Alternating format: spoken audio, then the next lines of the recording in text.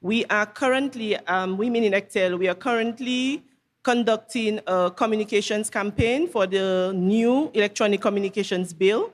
I think those of us who know anything about ECTEL know that we have been working on this for a while, and we are getting ever closer to the finish line. And part of our process is to have a sort of sensitization campaign, not just about the EC bill, but also just to remind persons or to inform persons of who we are at ECTEL and what we do. So just a quick reminder for those persons who may not be too familiar, ECTEL is a treaty organization. It was established in 2000 by 5 of the countries in the OECS, which we have named here, the Commonwealth of Dominica, Grenada, St. Kitts and Nevis. So your host is a member of ECTEL, St. Lucia, and St. Vincent and the Grenadines. And the main purpose of ECTEL is really to provide advice to our member states, and in particular to the national telecommunication regulatory commissions in each member state. So ECTEL is a regional body, and we are essentially an advisory body. The actual regulators of telecommunications in the member states are located in each country, and that is the NTRC, or the National Telecommunications Regulatory Commission. And I believe we have at least 2 persons here representing NTRCs. When ECTEL was formed, the purpose really was to ensure that we had open access to the telecommunications, now electronic communications market in our region, to ensure that we have universal service and access. Fair pricing and competitive pricing was a concern of the member states, so again, ECTEL is required to promote that. And very importantly, for the ECTEL system to really work, we have harmonized rules across the 5 member states, so that if a telecom operator is operating in one member state, the exact same rules would apply in another member state.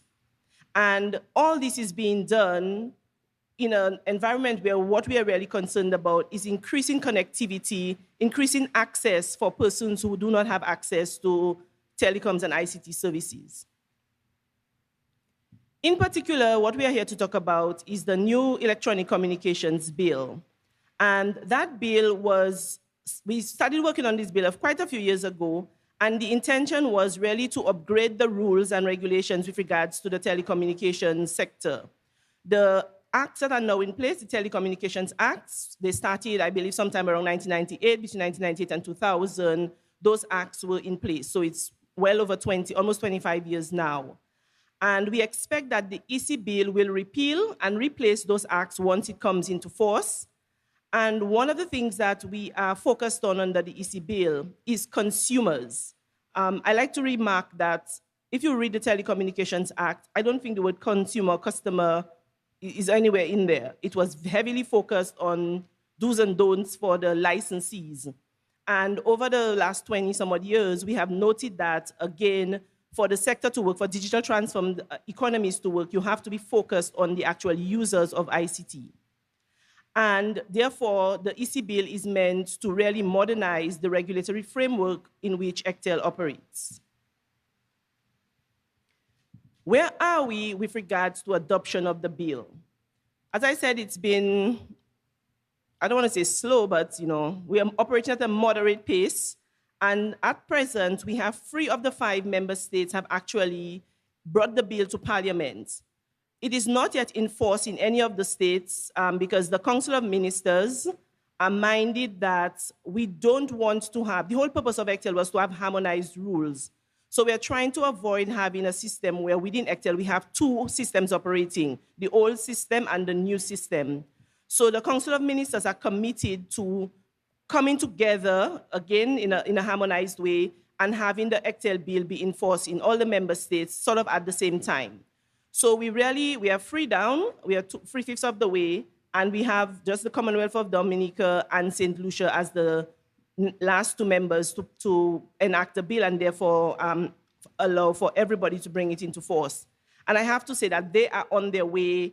The bill is before, various subcommittees of the Parliament and Cabinet before it continues its journey. Why do we want to move away from the Telecommunications Act and enforce the new EC bill? As I indicated, one of the main things is really try to focus a little bit more on consumers. And I have around 9 benefits that we have identified. These are the ones that we're sort of promoting and talking about. And then I have further highlighted, again, mindful of time, I have highlighted a few that I will just take a little minute to talk about. But just to sort of run through the list, as it were, we expect that the bill essentially will reform our legislation. There will be a new law, new regulations, new orders emanating from that bill. One of the areas of concern for us is the submarine cable markets. We will have rules that will address that. As I said, consumer protection is a very big area. Universal service and access. We already have a universal service fund in every ECTEL member state, but the rules will be enhanced to somewhat to sort of make the universal service fund much more relevant. A very important thing that we have identified is a need to let the USF fund also assist young entrepreneurs. So that is a new feature that we have introduced in our USF fund. Establishment of a tribunal, competitive digital markets. Again, what we are trying to do is to make sure that in line with our purpose under the treaty, that the market is competitive. Affordable prices for all. Again, fair pricing, as we said. We want rules for improved quality of service. It has been a very difficult area for us in the last few years. Establishment of our NTRCs as body corporates. Right now, the NTRCs are not legal entities in their own right. They are almost sort of a department of government, and the intention is to have them be legal entities in their own right under the new Electronic Communications Act. There will be rules with regards to the change of ownership of companies within the telecommunications/electronic communications market, and also we have a challenge with the current bill where we don't have what I would call appropriate penalties. In fact, we have one major penalty for almost any breach of the Telecommunications Act, and that is revocation of a license.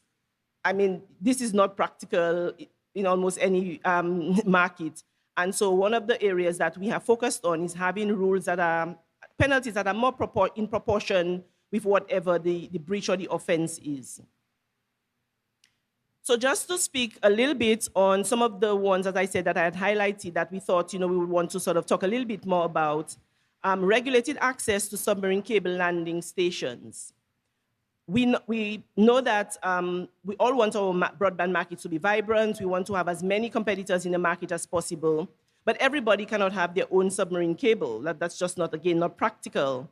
And right now, we have no rules with regards to how a service provider who doesn't have their own submarine cable can access submarine cable of another service provider. And that has created no end of difficulties and problems for us.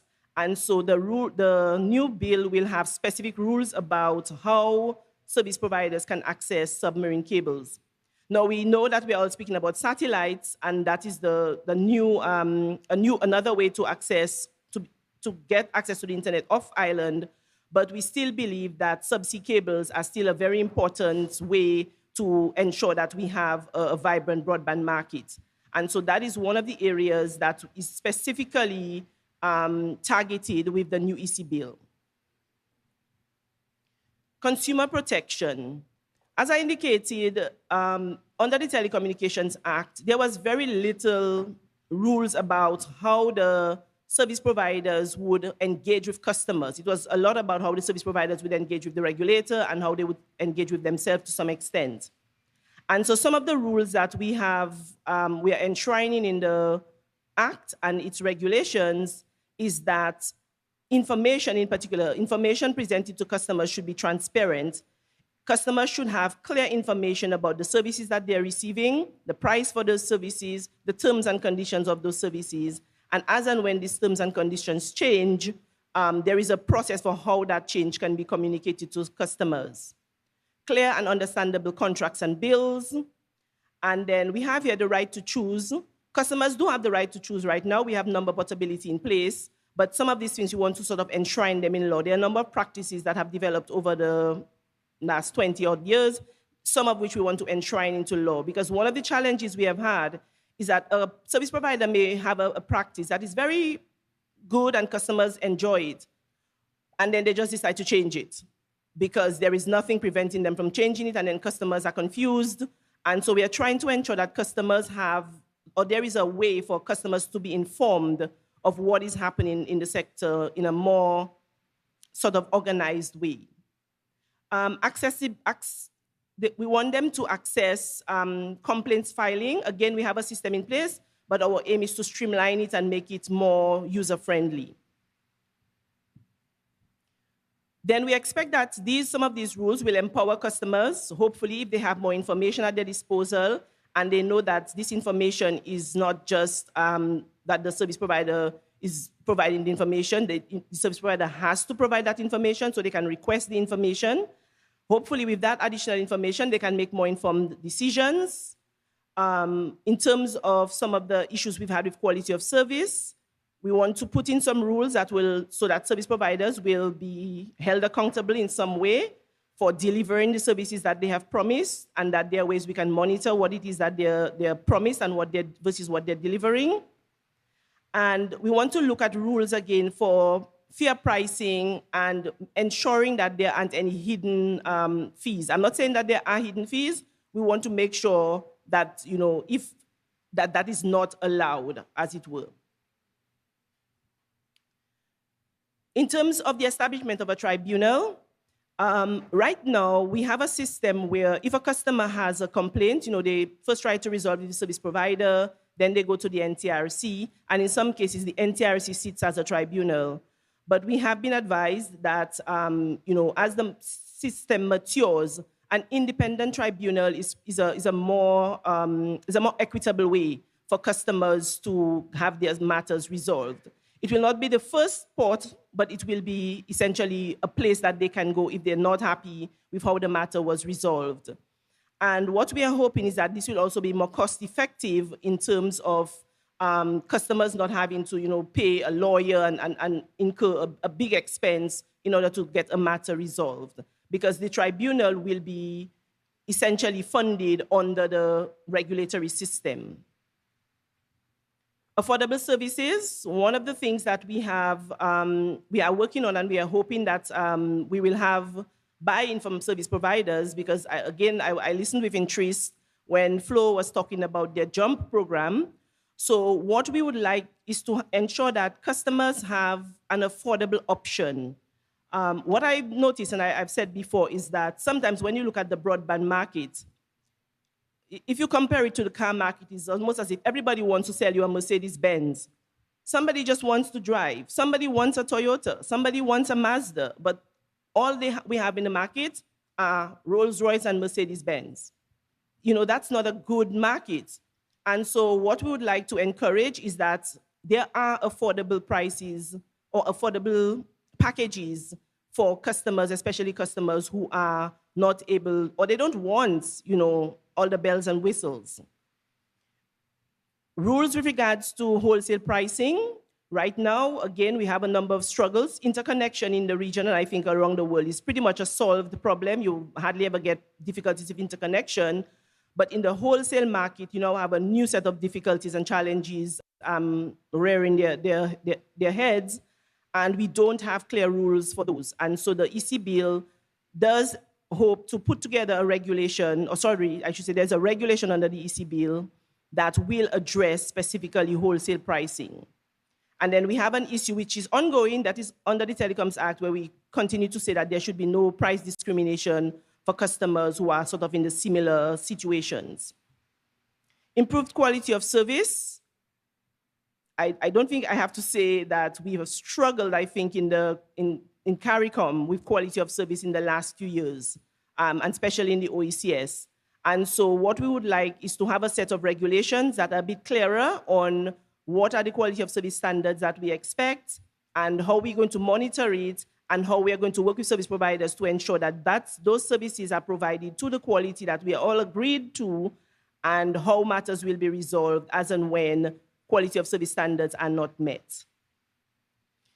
And essentially, that in a sort of nutshell is the main areas that I wanted to just talk to in regards to the EC bill.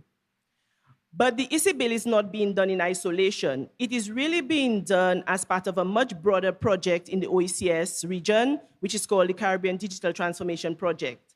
So again, the member governments of the OECS have embraced the idea of digitally transforming their economies, and so it's being addressed in a multifaceted way.